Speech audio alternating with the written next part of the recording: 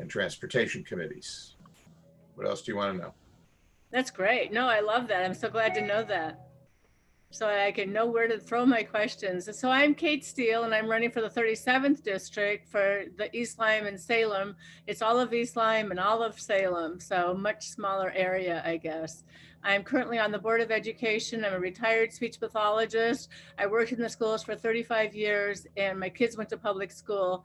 I've been endorsed by the League of Conservation Voters and the Sierra Club and the National Association of Social Workers. I'm really proud of those endorsements, plus a few others that don't really lend themselves to this conversation probably. And my son is my pride and joy. And I am really interested to learn more about your work, Representative Steinberg, just with my studies in public health and your experience leadership in marketing throughout your career. I'm really interested how you think this part of the state, southeastern Connecticut, we always are trying to battle to bring in more tourism and have a better reputation for us here. What are some of your thoughts on, with your marketing experience, how we can better market this region, both to the whole state and into the whole region? It's an interesting question. You know, I grew up in Fairfield County and have represented Fairfield County. For a small state, we're incredibly diverse. And I've gotten to know the eastern part of the state a lot more. But our needs and our issues are somewhat different sometimes. There are many things that are common to everybody in Connecticut, but there are some things that are different. For example, when the COVID pandemic hit, it was a big deal in Fairfield County. We were having big numbers, and yet I talked to my colleagues from the eastern part of the state, and they're going like, COVID? Sorry, none of that around here. And yet if you look lately, it's been just the opposite. The eastern part of the state is seeing more of the flare-ups. So that just reinforces some of the geographic regionalism, which is also common to some of the other things we talk about, such as education, transportation, housing, the whole issue with crumbling foundations. It's really incumbent on a legislator, not simply to help and protect the citizens of their community, but do the hard work to master some of the issues that are much more serious in other parts of the state. And that's, you know, it's a challenge. You know, you don't have the same motivation, but you're there basically trying to help everybody in the state of Connecticut. So it's part of your responsibility. As a marketer, I think that it's very important to remember two things. You have to keep your message very direct and simple and know who you're speaking with, who you're trying to persuade. And then it takes usually 5 to 7 touches or hits or whatever you want to call it to really get your message across and start to persuade people. That is not done as a one-off. It's not done in a rally or just sending an email and congratulating yourself. But it's your obligation over a period of time to reinforce your message and to make sure that you're providing as much by way of facts and personal stories or other things that are relevant so that the person you're trying to persuade has a more rounded picture of exactly what's transpiring. Well, those are really nice words of advice. I really appreciate that. So go ahead, Irving, with the next question. Yeah, and kind of with that, it lends well, I'm sure, to your campaigning and getting your name and reputation out there. How much of an overlap do you see in that from your marketing background with your campaigning too? Really good question. I see it all the time. You know, I tell everybody, if you're head of a cause organization or just somebody at home trying to do something at the grassroots level, you have to think of everything as a campaign. That you have to, as I said, you have to identify your audience or audiences and understand what motivates them to the greatest degree. You have to hone your message, and then you have to get it out there over and over again. That's a political campaign as well, very much in a nutshell. You know, we've really focused on once a week, we put out a blast email on a different topic. And it also relates to a topic at hand, like getting an endorsement or having a debate. We try to tie it into those kind of things as well. There's something in the news. We try to take advantage of that to acquaint people and educate people. But we work this all out in advance. You know, it may seem modestly haphazard, but it has been orchestrated. We decide when we want to do things. Having a plan actually provides you with flexibility to go off your plan, but at least you know what you need to fall back on. And you don't get caught by surprise for the most part. You've got everything staged in advance, and you're able to have the conversation in advance about what's the likely response to be. What do we maybe have to follow up on? You know, I think, you know, everybody focuses on lawn signs, which don't win elections, the debates that nobody really listens to, or the mailers, which more and more are ending up in garbage cans. Really, oftentimes, it's your ability to communicate to your audience, your constituents, in a fashion that you know resonates with them. And that often means being of the moment, but being very well prepared, having your facts straight, knowing what you want to say in advance, staying on message as much as you can. Digital is where all the action is. The great news is you can do a lot of communicating and it doesn't cost you a lot to do it. So again, if you've got your message honed and you can repurpose that for a variety of different media, you're usually in a pretty good place. Perfect. Thank you. And that's one thing with Mom's campaign we've been seeing in the 37th district. Mom, do you want to add anything? No, Your no, go ahead. experience kind of give those.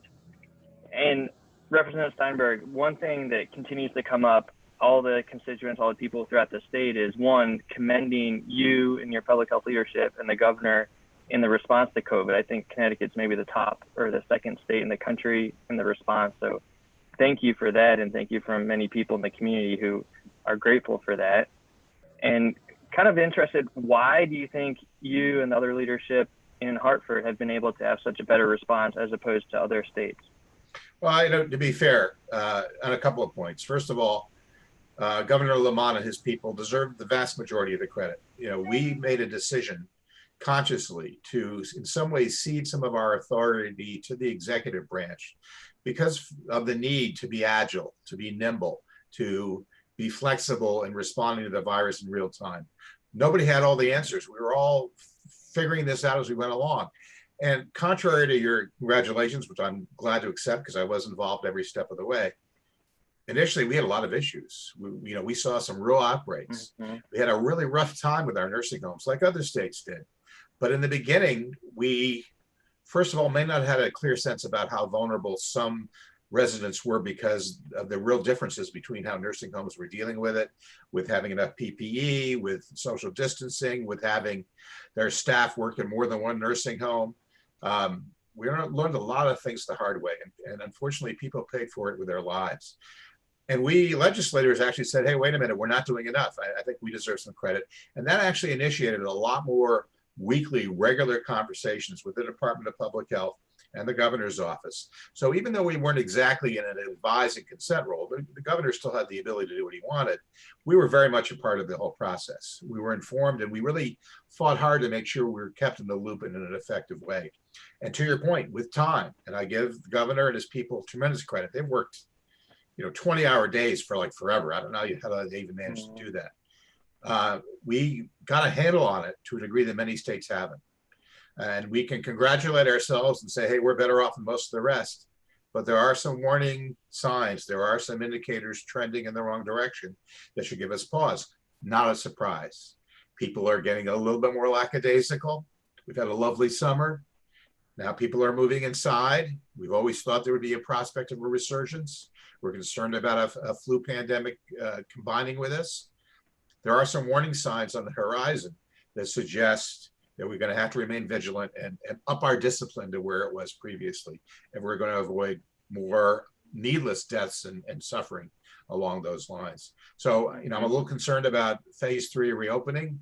I know the governor wants to honor his commitment to help businesses and employees get back on their feet, but it's rife with risk. We're heading into a period where we're all going to be indoors, and it's going to be really kind of interesting to see whether we can monitor in real time and perhaps adjust on the fly again if things should go the wrong way.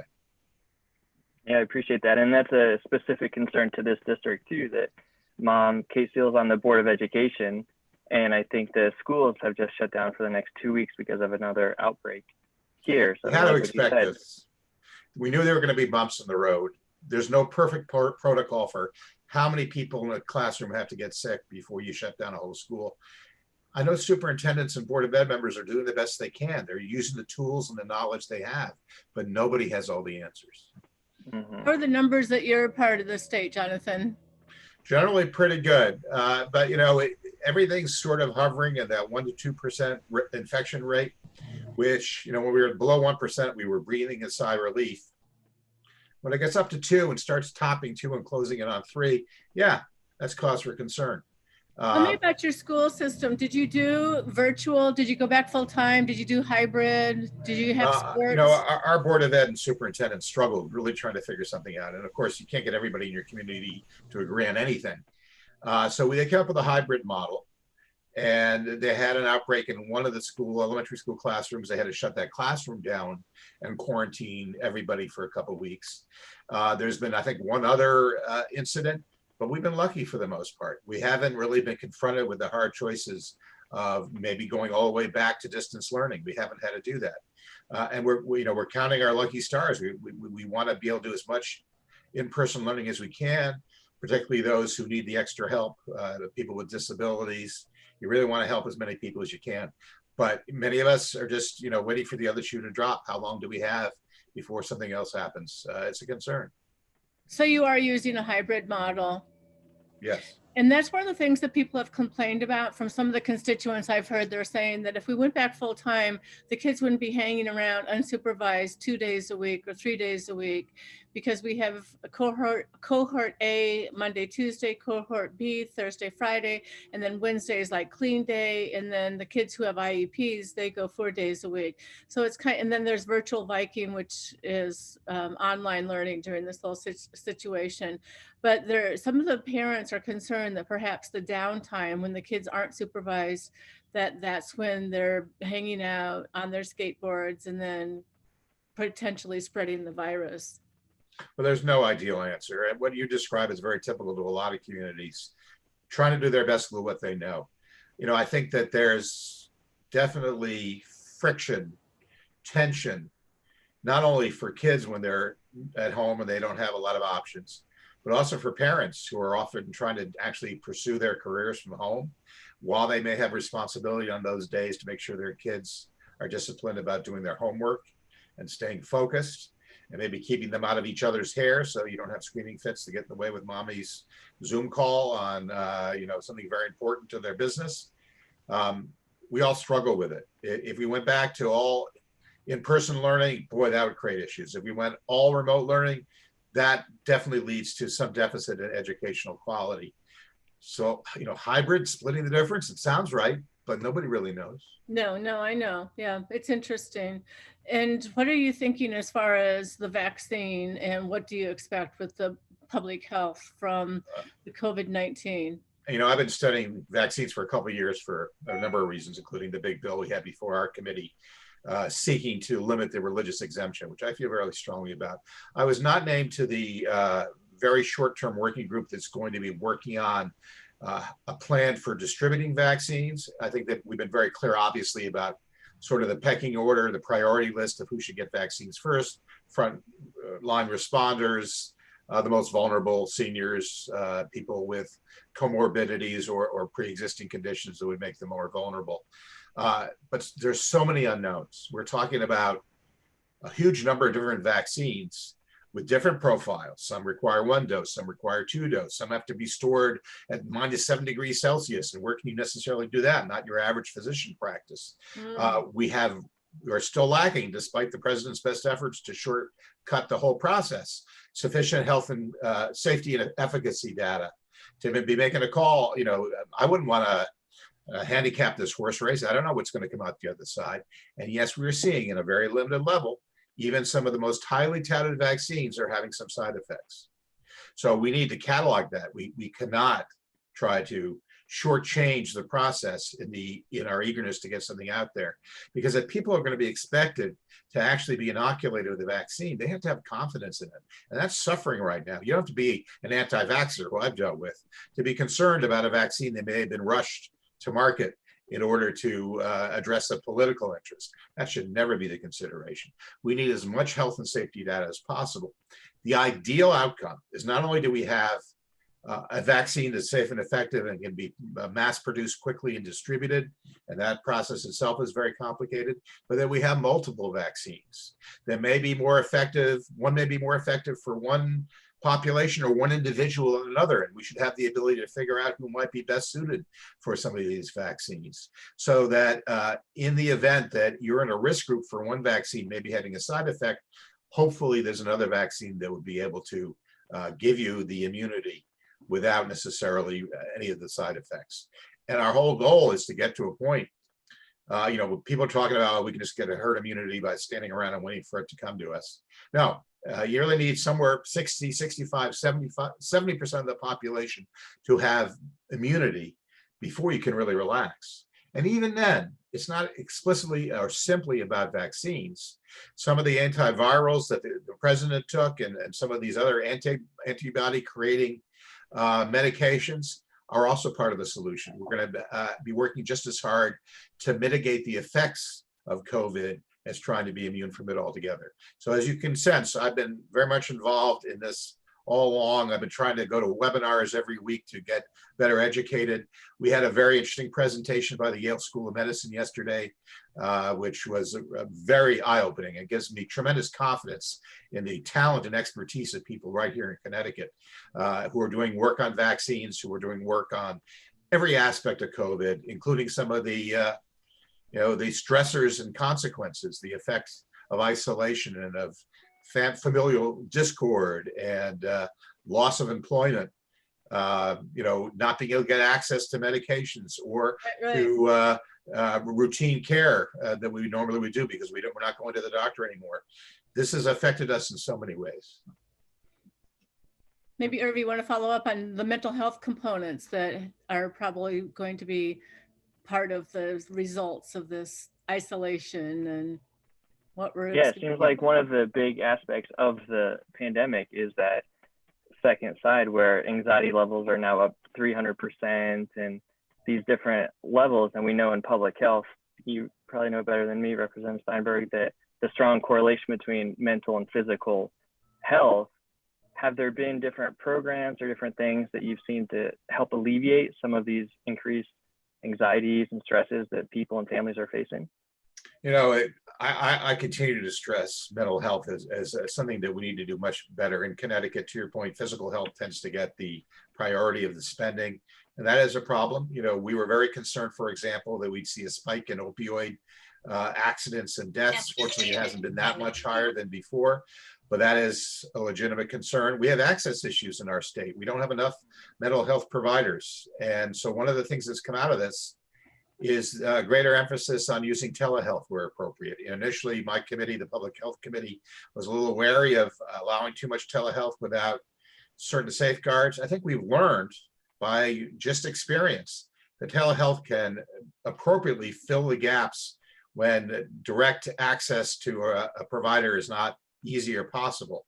And I expect that we will look at this very seriously in the coming session, and mental health, psychological services among many will be something that conceivably can benefit from telehealth in a more formalized basis with appropriate safeguards. I heard that yesterday from one of my friends who's a social worker, and she's been practicing for years and she does a phenomenal job. And she said that she was really leery of it, but she found herself just like melting into the screen and the image. And then if you're blowing up like speaker view, like you can see the nuanced expressions within your face to know and understand the implications of what you're feeling and the stress and all of that. So I thought that's a good point, Kate. And because we're using it so frequently now, the technology will improve. Best practices will be shared.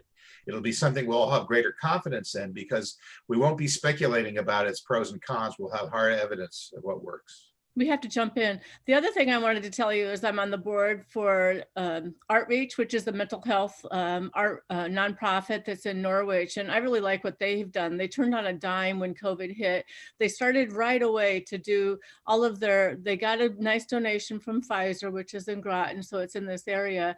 But then they were able to get devices for all of the members. And then they moved all of their programs basically virtually. So nobody was physically isolated. Everybody was physically isolated, but socially connected. So it's just such a beautiful response and that quick to make sure that everybody was checking in and being monitored and taken care of.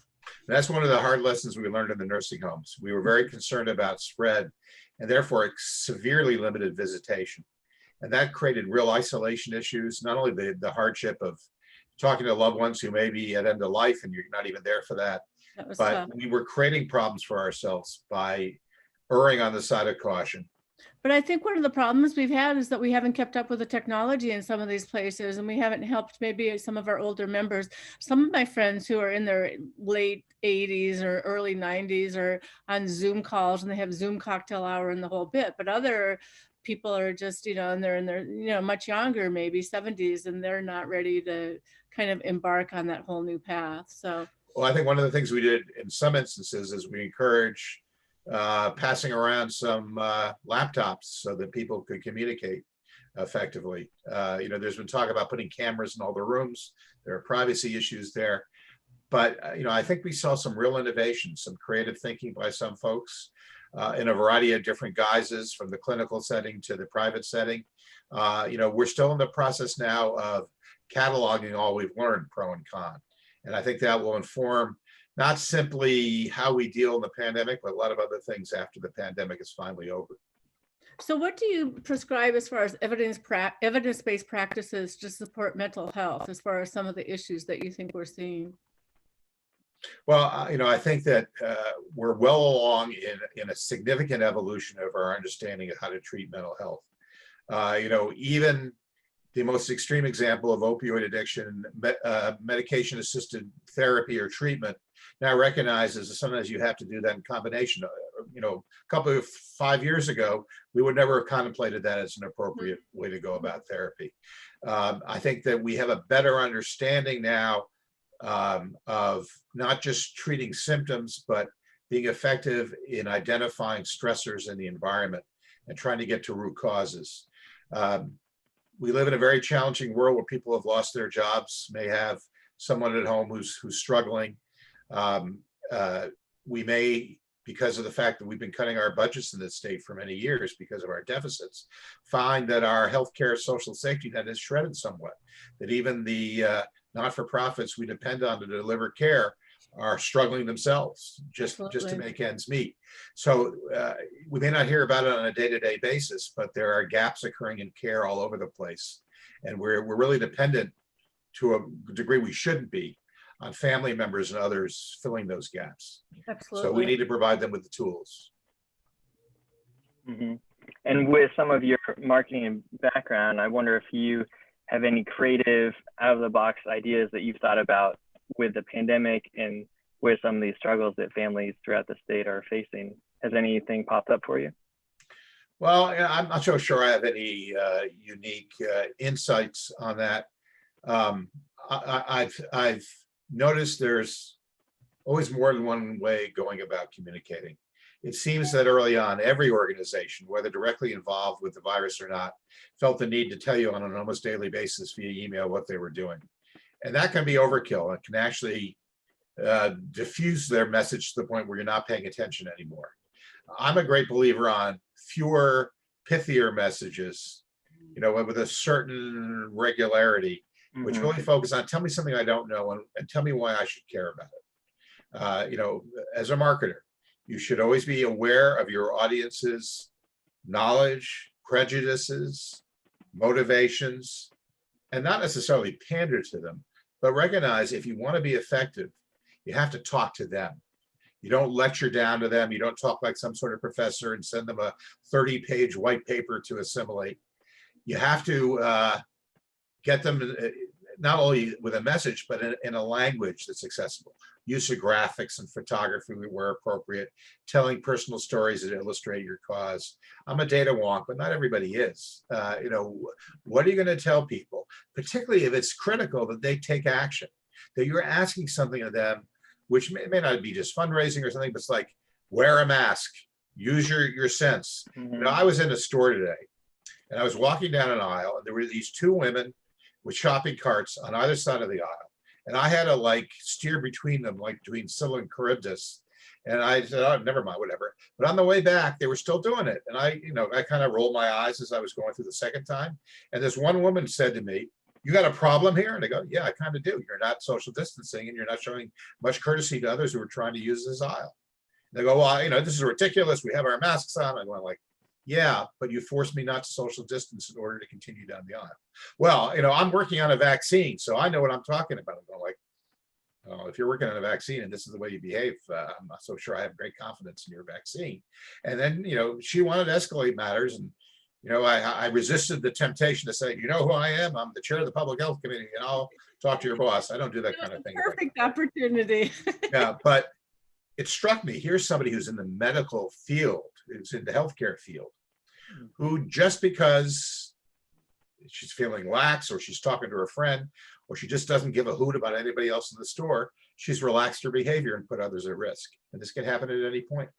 Well, and you use the word lackadaisical in our response, and that is just certainly probably the worst thing that we could anticipate. I think we felt better when we were a little bit more nervous about it, and now it's going to come back, I think, and People are tired of it.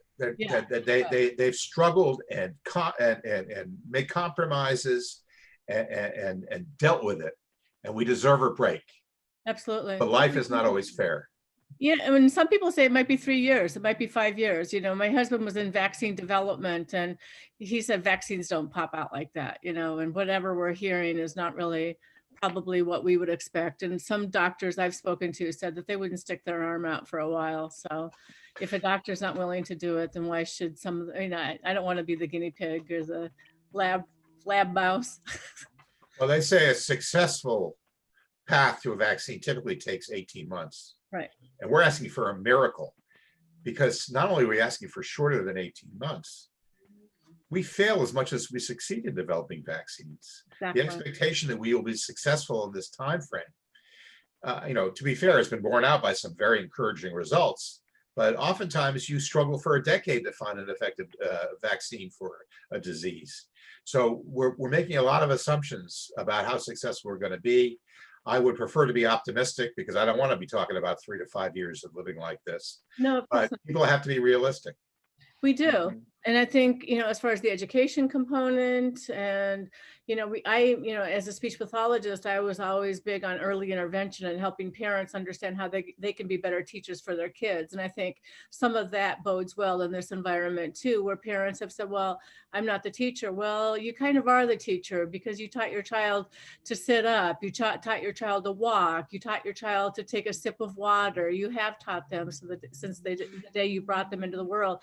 Just because they started preschool or kindergarten doesn't mean that your job as a teacher is done. So, but it is one of the potential benefits that you describe, which is we as parents we're all guilty on occasion of saying, did you do your homework? Go do your homework. And then we congratulate ourselves for doing our job as parents in terms of the educational task. Now we become more directly involved with our kids' education. I'm hopeful it may be a good sign that parents remain more invested in their kids' education, ask more pertinent questions, and don't accept fine for an answer on how they're doing with things.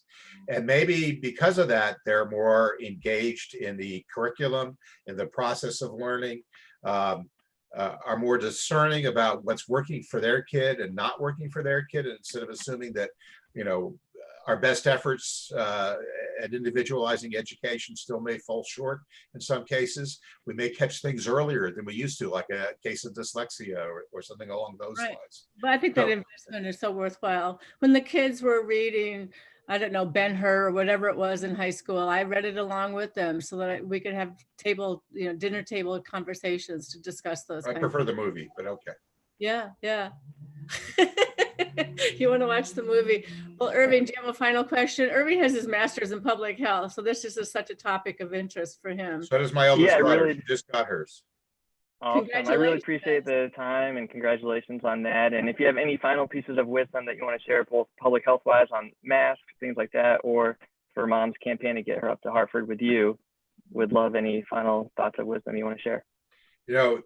These are extraordinary times, for better, for worse, mostly worse. They're very partisan times. There are real choices among candidates, and I really hope to serve with Cate in the legislature. But when we get there in January, it's going to be all hands on deck, and we're going to have to get past our differences and find common ground and really hammer out some pretty challenging legislation if we're going to address the need at hand. It's not for the meek at heart. You got to know what you're getting into here. We're going to be facing budget deficits, and I'll tell you, I've been doing that for 10 years, and I'm tired of that too. but that's the reality. We're going to be making hard choices about our budget.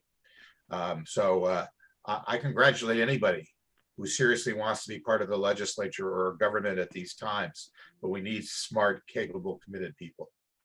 Well, thank you. Hope to see Thank you you in so much. person. Really appreciate your time. My pleasure. Thank you so much. Bye-bye. Bye.